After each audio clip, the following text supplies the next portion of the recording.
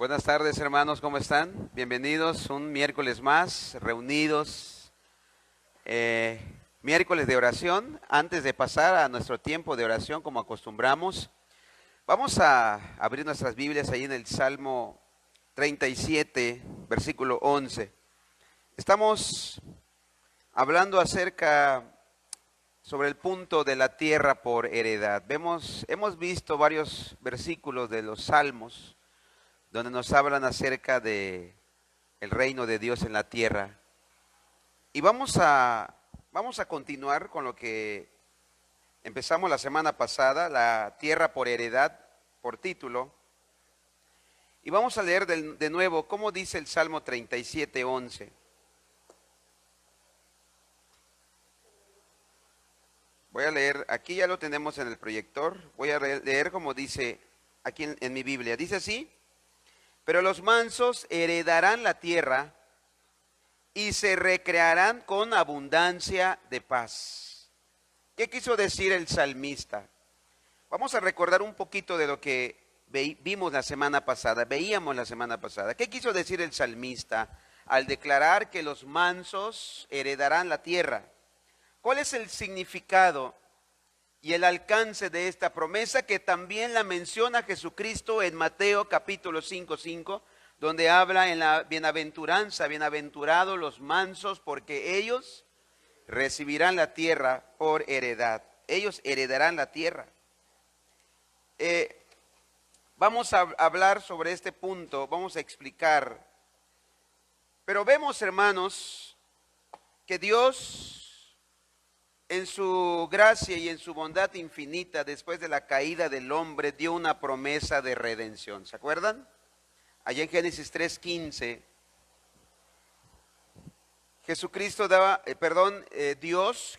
Dios da una promesa de redención. Voy a leerlo, dice, puede poner por favor, hermano, Génesis 3:15, dice: y pondré enemistad entre ti y la mujer, y entre tu simiente y la simiente suya. Esta te herirá en la cabeza y tú le herirás en el calcañar. Si tomamos esta promesa de Génesis 3:15, la destrucción de la serpiente de Satanás, si tomamos esta promesa en su contexto, veremos que esta promesa incluía, entre otras cosas, al menos 3 grandes bendiciones. Número 1, esa promesa incluye la eliminación de la muerte. El Señor había advertido claramente a Adán y Eva que no debían comer del árbol de la ciencia del bien y del mal, porque el día que de él comieren ciertamente morirán. Así que la victoria prometida debía incluir entre sus bendiciones la eliminación de la muerte, que fue introducida en el mundo a causa del pecado. Número 2. Por otro lado, vemos que la consecuencia de la caída fue el destierro de nuestros primeros padres. ¿Destierro de dónde? Del paraíso, del Edén. Ahí lo leemos en el versículo 22 y 24, siempre de Génesis 3. Y una de las consecuencias de la caída es que el hombre fue desterrado del paraíso, y dado que la victoria prometida en Génesis 3:15 en la destrucción de Satanás era echar atrás también las consecuencias de la caída, debemos pensar entonces que la victoria incluía el retorno del hombre al paraíso perdido, o al menos a una condición similar a la que Adán y Eva perdieron por causa del pecado. Y número 3, de igual modo, en el relato de Génesis, que la tierra fue maldita por causa del pecado, que se menciona en Génesis 3, 17 al 19, si la tierra fue maldita por causa del pecado, eso pareciera significar que como parte de la victoria prometida, esta maldición y todos los otros resultados del pecado comprendidos en la misma serían citados. Así que desde la caída misma del hombre, Dios dio una promesa de redención a la humanidad. Atención. ¿Y qué incluía esa promesa? Implícitamente incluía, 1, la eliminación de la muerte. Número 2, el retorno al paraíso. Y 3, la redención de la creación a su estado original. Esa fue básicamente la promesa que Dios dio a Adán y a Eva. Ahora bien, Dios echa a andar esa promesa y llama a un hombre llamado, ¿se acuerdan? ¿A quién habló? ¿Dónde empieza el pueblo de Dios? Abraham, muy bien. Dios le promete una descendencia numerosa como las estrellas del cielo, como la arena del mar, la cual sería bendecida con abundancia, con abundante bendición. Pero solo sería bendecida la descendencia de Abraham, hablando la descendencia física. Dios añade, en ti serán benditas todas las familias de la tierra, dice Génesis 12:3. Una de las bendiciones de este pacto que Dios hizo con Abraham era la posesión de la tierra de Canaán, dice Génesis 17:8. Esa es la promesa central del pacto de gracia: yo seré vuestro Dios, ellos serán mi pueblo. Ahora bien, ¿cómo debemos entender esta hermosa promesa? ¿Estaba Dios prometiendo simplemente al pueblo de Israel que heredaría perpetuamente la tierra literal de Canaán? Ese pedazo de Medio Oriente que conocemos como la Palestina. La respuesta es no. Eso estudiábamos y eso veíamos. Ahí en Gálatas 3:27 al 29 podemos notar la descendencia de Abraham. Pero todos los que habéis sido bautizados en Cristo, de Cristo estáis revestidos. Ya no hay judío ni griego, no hay esclavo ni libre, no hay varón ni mujer, porque todos vosotros sois unos en Cristo Jesús. Y si vosotros sois de Cristo, ciertamente linaje de Abraham sois y herederos según la promesa. Entonces, esta promesa, ¿hasta para quiénes son? Para todos los que están en Cristo Jesús. Para los que han puesto su fe en Jesucristo. Entonces, podemos ver que no se estaba refiriendo a la descendencia literal, generacional, física de Abraham. Vemos también en Efesios 2:14,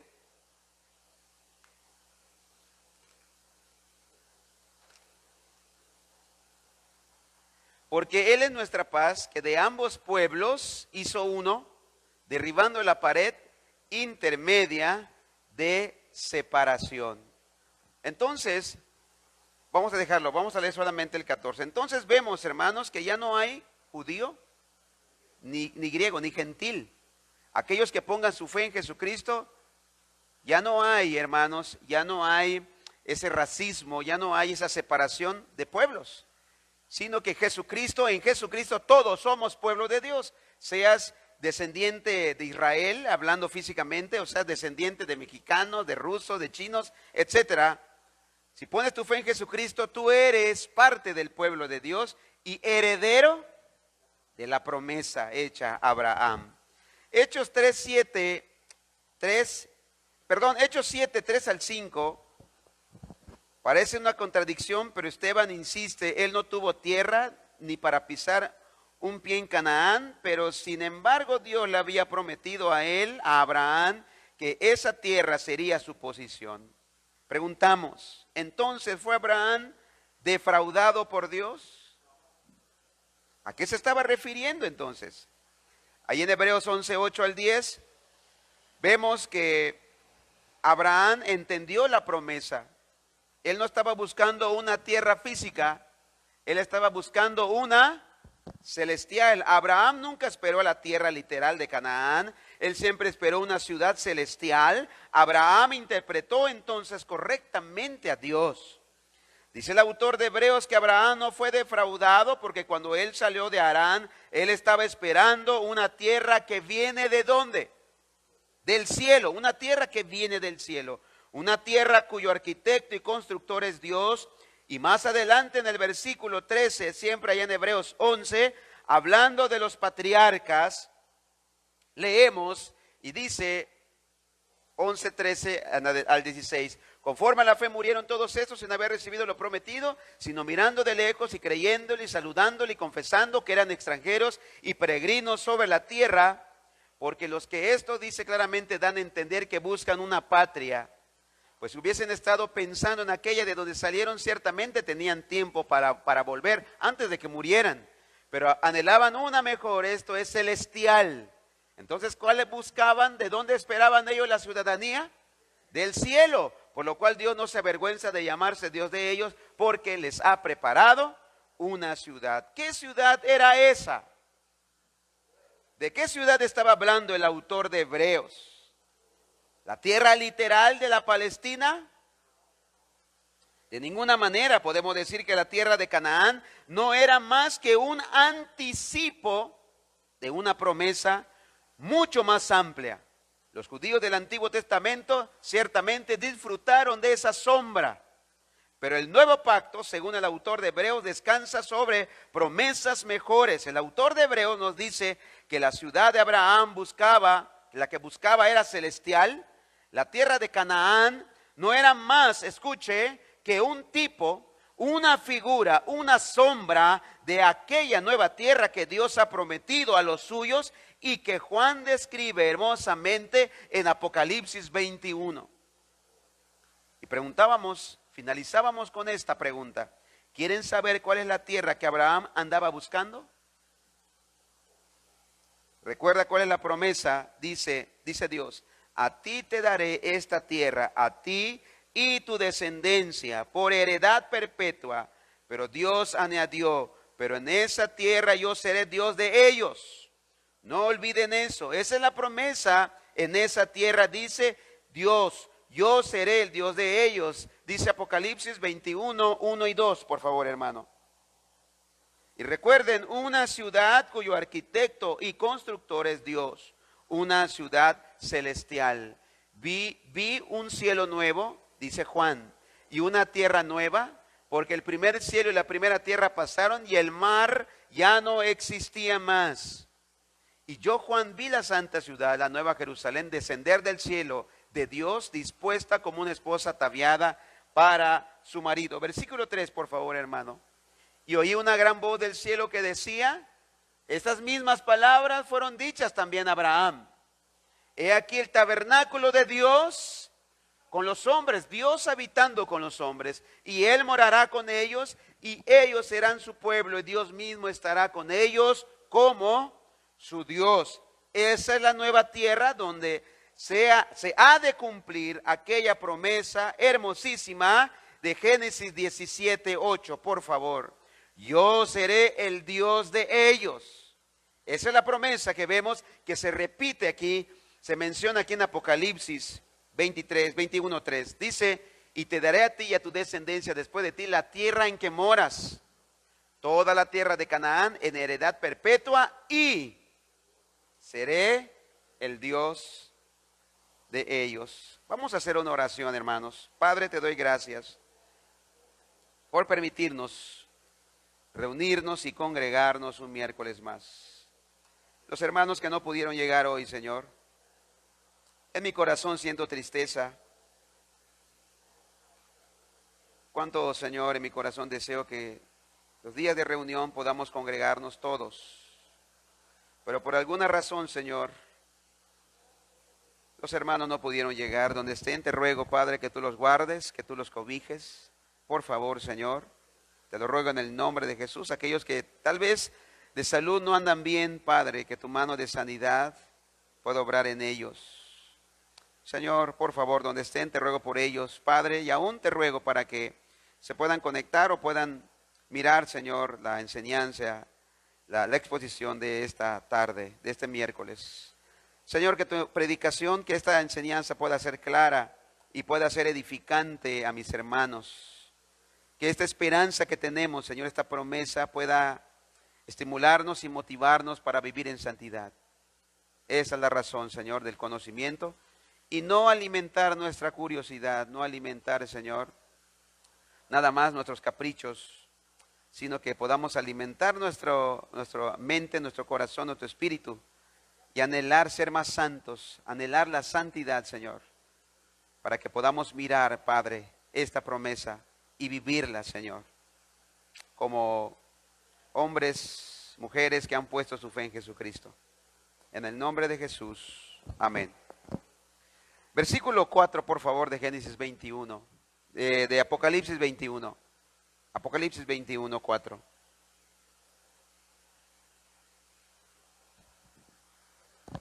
enjugará Dios toda lágrima de los ojos de ellos, y ya no habrá muerte, ni habrá más llanto, ni clamor, ni dolor, porque las primeras cosas pasaron. ¿Qué está pasando aquí? ¿Qué es lo que está diciendo aquí el profeta Juan o el apóstol Juan con estas palabras? Se está revirtiendo la maldición que en Génesis fue pronunciada.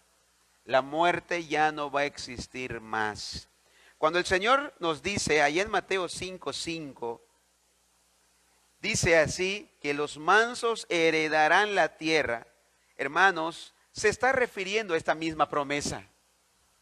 A esta misma promesa. Bienaventurados los mansos, porque ellos recibirán la tierra por heredad. ¿Y quiénes son los mansos? ¿Quiénes son los mansos? Son los hijos de Dios. Son los mismos que han puesto su fe en Jesucristo. Son los mismos herederos de la promesa por ser descendientes del padre de la fe, Abraham. Los mansos, todo cristiano debe de reflejar el carácter de la mansedumbre. No son etapas, no son pasos, sino que todo cristiano debe de ser manso. Así que Abraham y su descendencia poseerán la tierra o poseerían la tierra de Canaán por posesión perpetua. Pero ya hemos visto, hermanos, que esto no se limitaba a la tierra literal que hoy conocemos como Palestina. Esta promesa miraba hacia la nueva tierra sobre la cual viviremos por los siglos de los siglos. En comunión, ¿con quién? Con Dios. Dios mismo estará ahí. Hermanos, repito, la Biblia se interpreta a sí misma, lo que mencionábamos la semana pasada, y esa es la interpretación que estos pasajes dan a tales palabras. Y si alguien tiene dudas todavía, vamos a Romanos 4:6 al 12, por favor.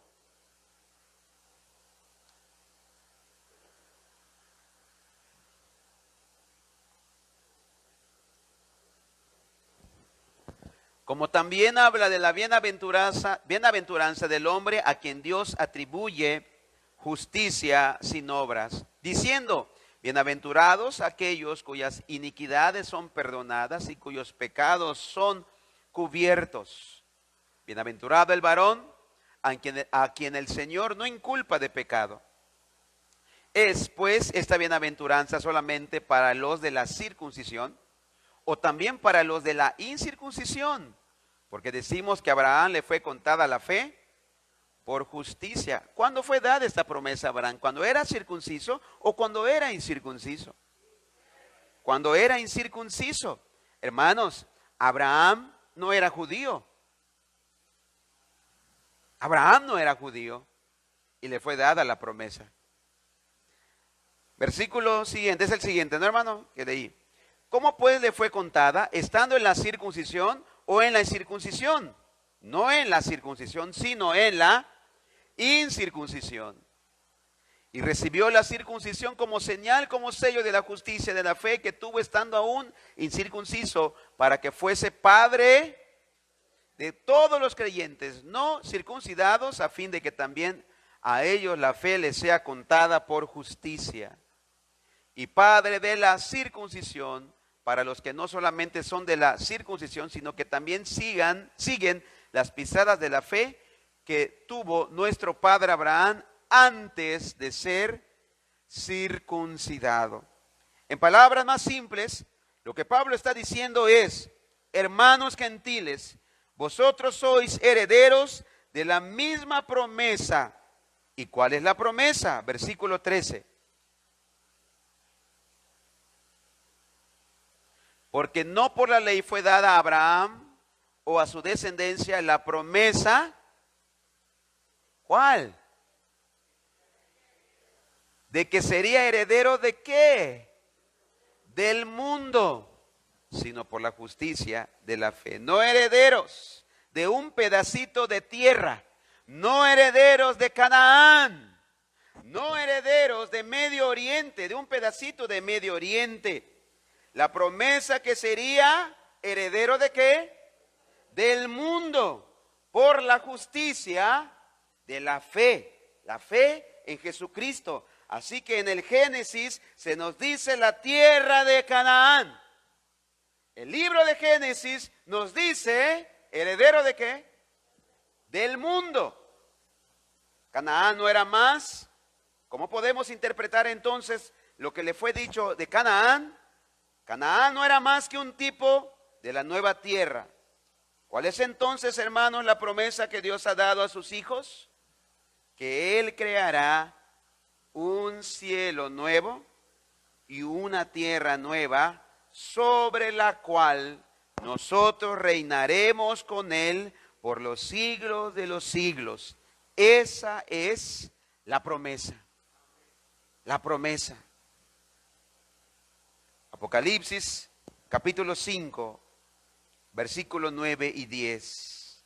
Repito, hermanos, Dios nos ha prometido que Él creará cielo nuevo y tierra nueva, sobre la cual moraremos en comunión con nuestro Dios por los siglos de los siglos. Dice el 9 y 10. Y cantaban un nuevo cántico diciendo: digno eres de tomar el libro y de abrir sus sellos, porque tú fuiste inmolado y con tu sangre nos has redimido para Dios y de todo linaje y lengua y pueblo y nación.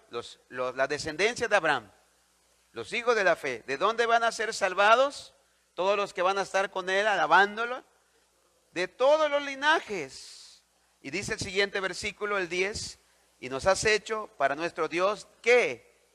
Reyes y sacerdotes. Y reinaremos sobre la tierra. Note que la promesa es para todos. ¿Dónde reinaremos, hermanos? ¿Dónde reinaremos? Sobre la tierra. Bienaventurados los mansos, porque ellos recibirán la tierra por heredad. Apocalipsis 11:15. 11:15.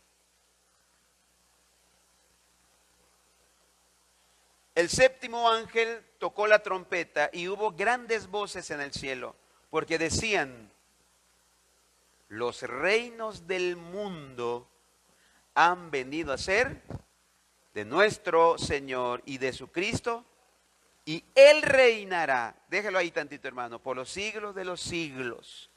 ¿Cuándo? ¿En dónde hemos visto, hermanos, esta palabra, los reinos del mundo, donde todos vendrán y le alabarán, donde toda la tierra es invitada a venir a alabar a Dios? En los Salmos, innumerables versículos vemos en los Salmos donde es convocado todo el mundo a alabarle. Y uno dice, ¿hoy podemos convocar al mundo para alabarle? Sí podemos convocarle, pero ¿vendrá todo el mundo a alabarle hoy? Por supuesto que no.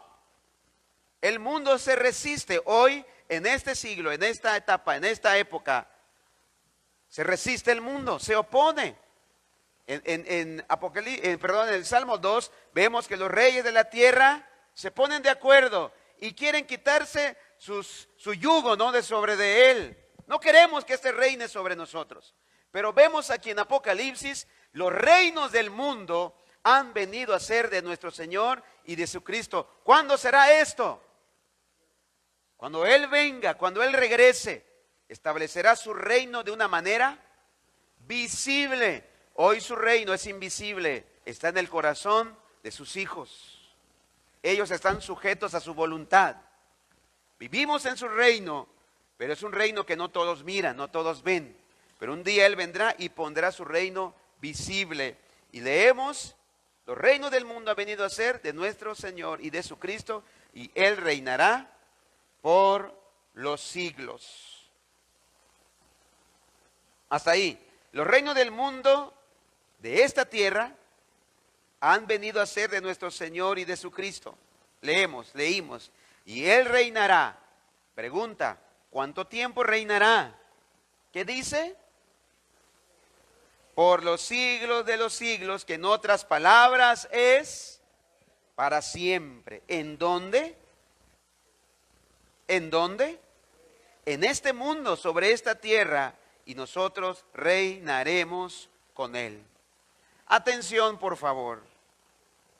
Tal vez tú puedes decir, yo creía que pasaríamos la eternidad en el cielo.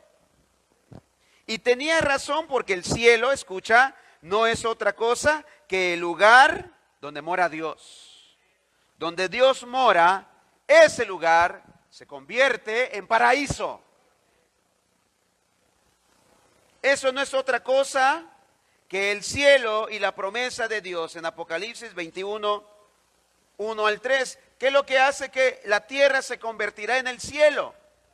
La presencia de Dios. Y vi un cielo nuevo y una tierra nueva, porque el primer cielo y la primera tierra pasaron y el mar ya no existía más. Yo, Juan, vi la santa ciudad, la nueva Jerusalén, descender del cielo de Dios, dispuesta como una esposa ataviada para su marido. Y oí una gran voz del cielo que decía, he aquí el tabernáculo de Dios con los hombres, y Él morará con ellos. Entonces, la presencia de Dios, que Dios descienda a este lugar y haga su morada aquí, lo convertirá en el cielo, lo convertirá en el paraíso. Y Él morará con ellos y ellos serán su pueblo, y Dios mismo estará con ellos como su Dios. Hermanos, esta promesa dice claramente que el tabernáculo de Dios descenderá sobre la nueva tierra. Y Él morará con ellos, y ellos serán su pueblo, y Dios será el Dios de ellos. Él mismo morará con ellos. Un famoso escritor, Anthony Hoekema, en su libro La Biblia y el futuro, dice lo siguiente: visto de donde Dios mora, ahí está el cielo. Llegamos a la conclusión de que en la vida venidera, el cielo y la tierra ya no estarán separados, como lo están ahora, sino que se fusionarán. Los creyentes, por lo tanto, continuarán estando en el cielo mientras vivan en la nueva tierra, porque Él morará con ellos y ellos serán su pueblo. Son las conocidas palabras de la promesa central del pacto de gracia, dice Hoekema. Es lo que hemos estudiado aquí, hermanos. La promesa central de gracia es esta: el hecho de que esta promesa, sigue diciendo el autor, sea repetida de la visión que Juan tuvo de la nueva tierra, que habla aquí en Apocalipsis 21. Las mismas palabras, la misma promesa que le dieron al patriarca Abraham, el padre de la fe. Y Dios morará con ellos, y Dios será el Dios de ellos. Significa que solo sobre esa nueva tierra Dios concederá finalmente a su pueblo la plenitud de las riquezas que están incluidas en el pacto de gracia. Aquí recibimos las primicias, allá recibiremos toda la cosecha. Pero todavía queda una pregunta muy importante que responder, que hoy no tendremos el tiempo para responderla.